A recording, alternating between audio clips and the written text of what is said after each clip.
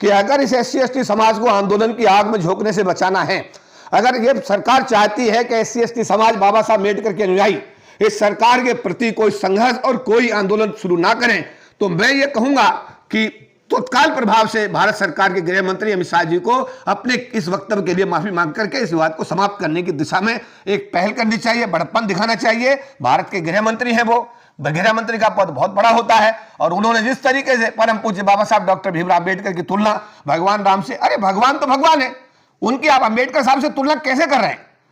हमने भगवान राम को मैंने नहीं देखा, हो सकता है हमारे गृह मंत्री देखा हो, लेकिन डॉक्टर BR अम्बेडकर को पूरे विश्व ने देखा है। डॉक्टर BR अम्बेडकर की हर विश्वविद्यालय जो बाहर के कंट्रीज में है, हर विश्वविद्यालय में उनकी स्टैचू लगाई जाती है और उसमें लिखा जाता है सिंबल ऑफ नॉलेज।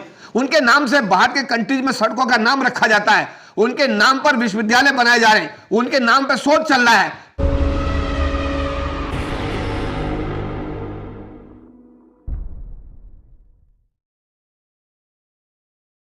है कि अम्बेडकर अम्बेडकर अम्बेडकर जितना विपक्ष शोर मचा रहा है, अगर उतना भगवान का नाम लिया होता तो 7 जन्म के लिए स्वर्ग में नियुक्ति पत्र मिल जाता। कैसे देखते हो स्टेटमेंट को? स्पष्ट रूप से किसी भी व्यक्ति विशेष की, चाहे वो गृह मंत्री है, चाहे प्रधानमंत्री है, चाहे वो आम आदमी है, इस कथन से उस आदमी की व्यक्तिगत मानसिकता का पता लगता है कि उसका बाबा साहब अम्बेडकर के प्रति क्या विचार है, क्या सोच है।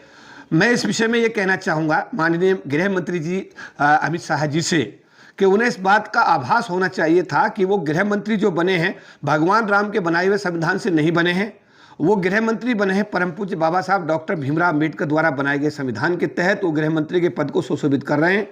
और जहाँ तक भगवान राम की बात है, मैं ये कह सकता हूँ कि भगवान राम का जो अयोध्या मंदिर है उसको बनवाने में परम पूज्य बाबा साहब डॉक्टर भीमराव अम्बेडकर का बहुत बड़ा योगदान नहीं, उन्हीं का योगदान इसलिए है, ना वो संविधान बनाते, ना सुप्रीम कोर्ट का गठन बाबा साहब करते, ना सुप्रीम कोर्ट डिसीजन देता और ना राम मंदिर जो है अयोध्या के अंदर स्थापित हो पाता।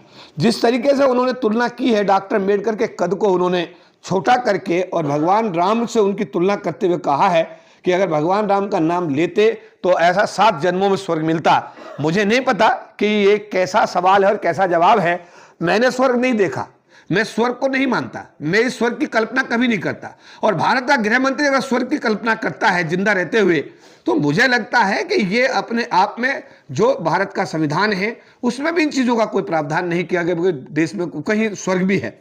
लेकिन उनका जो ये कथन है निश्चित रूप से ये हर अम्बेडकरवादी को आहत करता है, हर अम्बेडकरवादी को ये चोट पहुंचाने वाला उनका बयान है। और इसके लिए मैं एक अम्बेडकरवादी होने के नाते भारतीय गृह मंत्री से ये अनुरोध करूंगा, निवेदन करूंगा कि इस बयान के लिए उन्हें खेद व्यक्त करना चाहिए, पूरे देश के सम्मुख उन्हें माफी मांगनी चाहिए। विशेष रूप से जो बाबा साहब अम्बेडकर के अनुयायी हैं, जिनकी भावना को उन्होंने आहत किया है, उनको तो तत्काल प्रभाव से अपने इस कथन के लिए, अपने वक्तव्य के लिए उनको तुरंत माफी मांग करके इस विवाद को समाप्त करने की पहल करनी चाहिए। गृह मंत्री जी कह रहे हैं कि कांग्रेस मेरे स्टेटमेंट को तोड़ मरोड़ के चला रही है क्योंकि वो राजनीतिक लाभ उठाना चाहती है। भारत का गृह मंत्री पूरे देश का गृह मंत्री है, कांग्रेस का क्या चरित्र है वो एक अलग बात है। लेकिन ये अम्बेडकरवादियों के मैं एक अम्बेडकरवादी होने के नाते अम्बेडकरवादियों की भावना आपके टीवी चैनल के माध्यम से अपने नेशन के सामने रख रहा हूं। माननीय गृह मंत्री जी, आपका वक्तव्य आपत्तिजनक है, बाबा साहब अम्बेडकर के प्रति अपमानजनक है। आपने बाबा साहब अम्बेडकर के कद को, उनके पद को, उनकी प्रतिष्ठा को डिग्रेड करने का दुस्साहस किया है।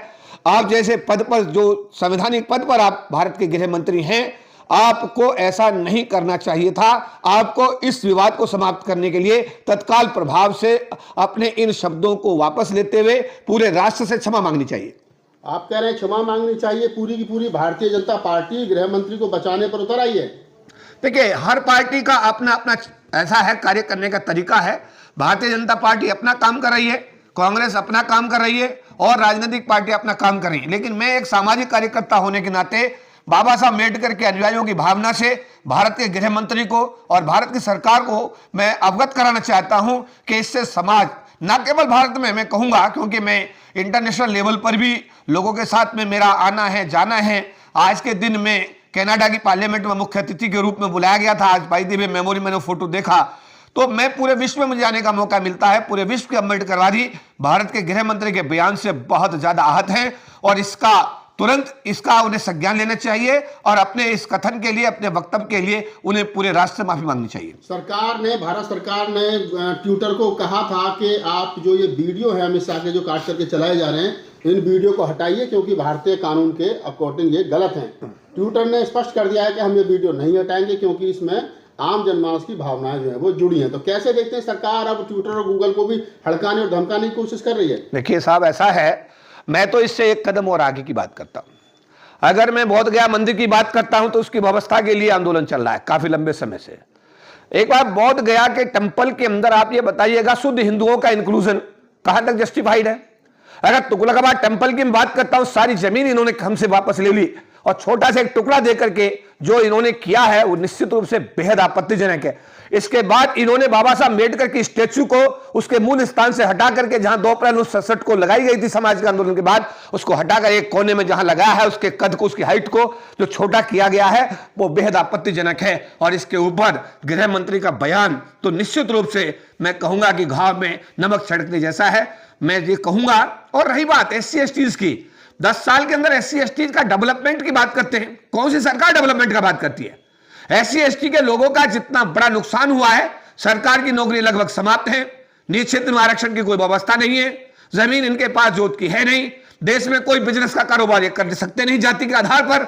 अगर ये पान भंडार भी खोलते हैं, वाल्मीकि पान भंडार और शर्मा पान भंडार, तो पता लगता है वाल्मीकि पान भंडार का एक भी पान देर शाम तक नहीं बिकता और शर्मा पान भंडार पर उसे होश नहीं मिलता पान लगाते लगाते।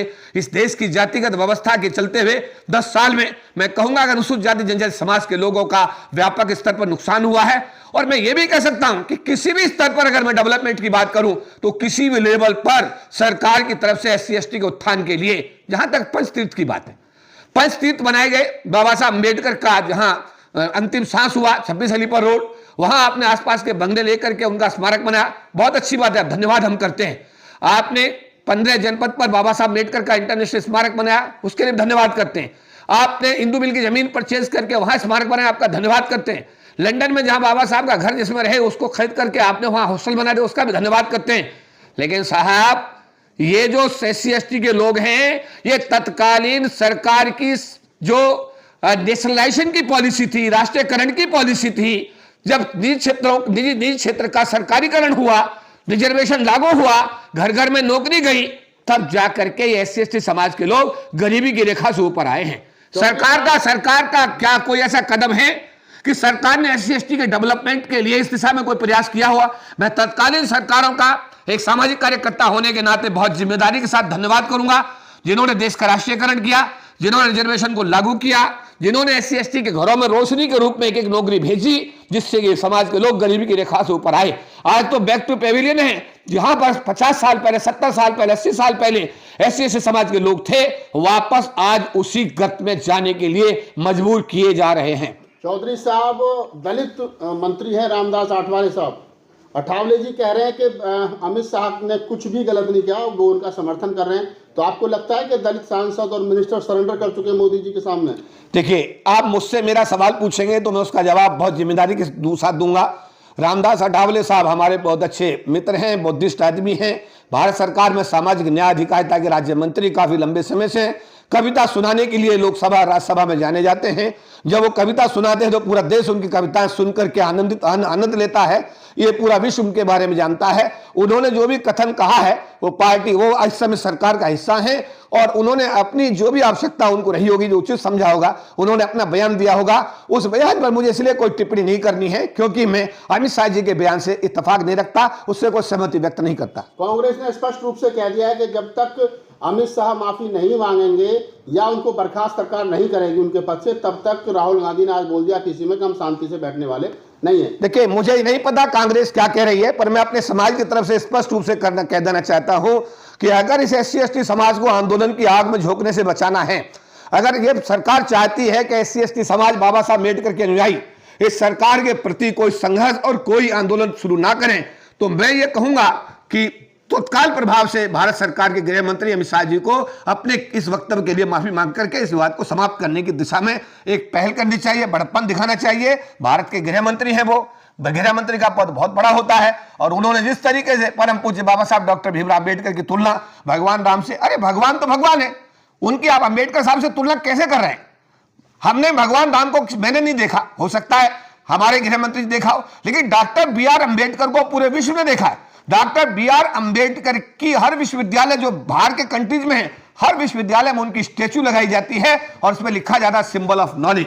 उनके नाम से बाहर के कंट्रीज में सड़कों का नाम रखा जाता है, उनके नाम पर विश्वविद्यालय बनाए जा रहे हैं, उनके नाम पर शोध चल रहा है। पूरे विश्व में बाबा साहब अंबेडकर एक व्यक्ति हैं। और आज की डेट में मुझे बता दे, बड़ा गर्व है कि अंतरराष्ट्रीय सर्वे जो पिछले दिनों हुआ, और सर्वे में जब भारत दुनिया का सबसे योग्य व्यक्ति, सबसे काबिल व्यक्ति जब छांटने की बारी आई, तो दुनिया के पटल पर एक ही नाम आया, डॉक्टर भीमराव अंबेडकर दुनिया के सबसे योग्य और सबसे काबिल व्यक्ति हैं। आज भी वो इस सम्मान को आज भी वो कंटिन्यू किए हुए हैं। मैं कहूंगा गृह मंत्री जी को अपने कथन पर उन्हें पुनर्विचार करना चाहिए और हमारे बाबा साहब अंबेडकर के अनुयायियों की भावना का आदर करते हुए अपने इस कथन के लिए पूरे राष्ट्र माफी मांगनी चाहिए।